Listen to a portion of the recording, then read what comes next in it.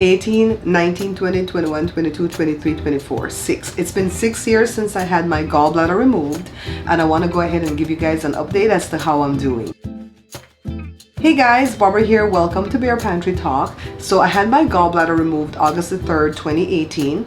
And after I did the first original 2 videos, I think I've done at least 1 or 2 updates.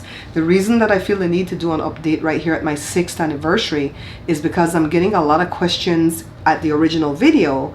And I think people have a lot of misconceptions or myths that they believe about the gallbladder, what it does, and what you having it removed will do to your health. All right, so first of all, I'm not in the medical field. I'm not a doctor. I don't play one on TV, and I really and truly advise you to speak to your medical team about anything pertaining to your gallbladder issues or potential gallbladder removal surgery. All right, so I can just tell you my story, my experience. For 3 years before I had the organ removed, I was suffering with gallbladder issues. Now, I also have other stomach issues. And when my mom was alive, she told me she thinks I've had those stomach issues since I was born, right? So one of the issues I had before was GERD. I don't have GERD anymore because I found something that works for me. And if you guys want to know what that is, I'll put that video up in the card so you can go watch my GERD video, okay? Remember, I'm not a doctor, and I think I say that in that video too. I'm also lactose intolerant, and I think I kind of knew that forever but didn't want to know that because I like cheese and I like ice cream. But I finally came to terms with it, and I'm doing like all lactose free type things, the milk and so on. I can't stand the lactose free cheese, so on that rare occasion when I eat cheese, I'll eat lactate. Sometimes it works, sometimes it doesn't. Now, how did I differentiate, or how did my doctor differentiate between those issues and the gallbladder issue is like this. The pain that I was having from the gallbladder issue was like right here in the midsection, and it would feel like somebody took a broom handle or a wooden stick and just started to turn it, and it was so there would be no heartburn coming up, so we knew that it wasn't GERD, right, at that point. So the doctor in the 3rd year, because why I suffered for 3 years is because I had a special season where I suffered. It wasn't all year. It was just like right around spring.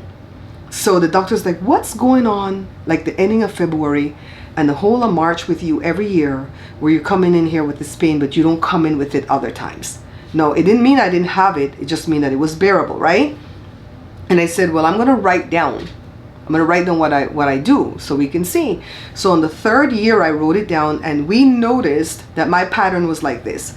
Thanksgiving, Christmas, and New Year's, I was a good little girl. I didn't eat no junk. I stayed on my eating plan, and if I had a treat, it was a little bitty treat, and I was done. But after Valentine's, which is February 14th, I would chocolate, all kind of sweet things. I think because I was so good for so long that I would just like make up, right? And the reason why I stay so good in the holiday season is because I don't want to gain that 15 pounds that everybody gains. So she said, okay, so this has to do with what you're eating at that time. And it was all high fat foods, of course. So she's like, I'm thinking it's your gallbladder. So she sent me to go get the test. They did some type of scan. I forget the name of the scan. And they put me in this machine for an hour. They put on a movie. The movie that I watched was Music and Lyrics with Drew Barrymore and Hugh Grant. Love that movie. I watched the first half. They sat me up and they gave me the most glorious thing to drink. Half and half. Oh my God, it was so good. Nice and cold. Within 20 minutes of going back in the machine to watch the second half of the movie and have them do their test, that pain started. Oh my God. I still remember it. So the technician was like, dang, that happened real fast. So right after the test, about 3 to 4 days later, my doctor wrote me an email and she said, Mrs. Greenwich, your gallbladder is not functioning well. It's functioning, I think she said, like 21% out of 100%. And so you need to have the organ removed. I've scheduled you to go see a surgeon. That's what I did. And I tried to chicken out after he told me everything. And then he reminded me that if I didn't get it done right away, it could go worse. And then they would have to do that cut you open type surgery. As it is, I had the 5 puncture holes, right? The most painful one was the one up here. That was the one that was the hardest. So I had the surgery. Now, let me give you a little bit of my background. I don't really share this. I've not really shared this at all in the 13 years that I've been doing YouTube, but I shared it recently at my cooking page, and I don't mind sharing it here. So I was born with a really rare enzyme deficiency. It's a protein deficiency. Most people have it. I don't have it. So you can flush things out your body quicker than I can. When they found out that I had this thing, I was 18, and I was doing a surgery for something else, and they gave me the paralytic succinylcholine, which is also known as a Nectine, and that's what they give everybody for a paralytic because it's easy on the body and it stays in it for a set amount of time. Like if they want it to stay for 10 minutes, they can time it. 10 minutes, boom, it's out the body. 20 minutes, boom, it's out the body, right? So when they remove your gallbladder, they have to paralyze you because you can't be moving while they're trying to get that organ, right? So I knew that they wouldn't be able to give me that paralytic because of the enzyme deficiency that I have. So when I met with the anesthesiologist the day of the surgery, I was nervous right up to the surgery, guys. That's why I made that video, because I wanted you guys to know what I was going through, and I don't want you to be scared. I spoke with the anesthesiologist, and he assured me that he would not give me succinylcholine. Rather, he would give me rock uranium. And he says, I don't like giving that because it's harder on the body, and I don't know how you're going to react to it because of that deficiency, but that's my only option. And I don't know what about him that made me calm, right? And I was like, okay. So the day of the surgery, I get there, and I got there super early, so they took me in earlier. So my surgery was scheduled for 11, I think, in the morning, but I went in at 10 minutes before 10. And as they were wheeling me in, he came over and he said, this is the anesthesiologist. I already trusted the surgeon. I had enough appointments with him that I knew he was going to do a great job. So the anesthesiologist told me, I'm going to remain with you after the surgery. I'm going to wake you up from the anesthesia. If I find out that you're still paralyzed because of the rock uranium, I will tell you that you're paralyzed, and I'm going to put you under the anesthesia. I'm going to have your family stay with you. He goes, I'm going to put you back to sleep because I don't want you to stay there scared. I don't have to put you back to sleep. I can leave you there and you can know what's going on around you. And then when the thing is flushed out of your system, then you'll wake up, right? He goes, you're not going to die. I was so scared because I went through crisis before when I was 18 and they didn't know I had that thing. And they gave me succinylcholine, and 5 hours of crisis, and I heard everything that was going on. I felt everything they did to me. I didn't want to go through that. So I had another layer of scare or fright, guys, or fear. That's the word I'm looking for, fear. I had another layer of fear. You don't have that. You who's watching me right now that's been told that you have to remove your gallbladder, you probably don't have my deficiency. Back then in the 1980s when they found out I had it, it was 1 in every million. Now a lot of people are coming down with it because we're breeding, we're having kids, and some people are getting it from medication that's been wiping that enzyme out. But I'm just saying that there was something else that I was afraid about that I didn't share in that first video, all right? So I trusted all the doctors that I went with, and I went under the surgery, and it seemed like I just blinked my eyes, and I opened back my eyes, and the nurse was like, oh, you're with us. How are you feeling? And I'm like, what time is it? You know, and she said, it's 10 minutes before 11. And I said, at night? And she says, no, in the morning. And I go, did they do the surgery? And she said, yeah, it was quick. It was like an hour for the surgery. I was like, oh my God. One of my kids didn't even make it there on time to see me go in. He was rushing there from his job, all right? So I did the first video showing what happened every day of that first week, to tell you what I was taking, how I was using the bathroom or not, so on and so on.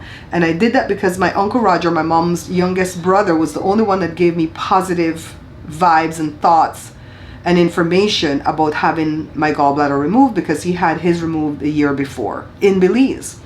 He didn't even have the money to pay for it, because if you go to the county hospital in Belize, it's trash, and he would have really risked his life. So his girlfriend took out a loan to pay the surgeon to do private surgery for my uncle. Okay, they're still together and the loan is paid off now. But I'm just saying, if my uncle did that and he had his surgery in Belize, you can do it. Don't let fear take you over. Fear is false evidence appearing real. It's not real. You'll know if your surgeon is good because they'll answer all your questions and they won't leave you with any doubt, okay? and speak to your anesthesiologist if that's what you're afraid of. And remember, you don't have my deficiency. You're going to be okay. Remove the organ. Somebody asked me if you gain weight because you remove the gallbladder. No, you gain weight because you eat too much. I gain weight when I eat too much and I don't move enough. I lose weight when I eat less and I move more. I've even lost 30 pounds in 2021 or 2022 after I had the surgery because I was watching what I'm eating, right? So it doesn't cause you to gain weight just randomly. You will be able to eat fatty foods after the first 30 days. I went very slowly. I didn't take no chances.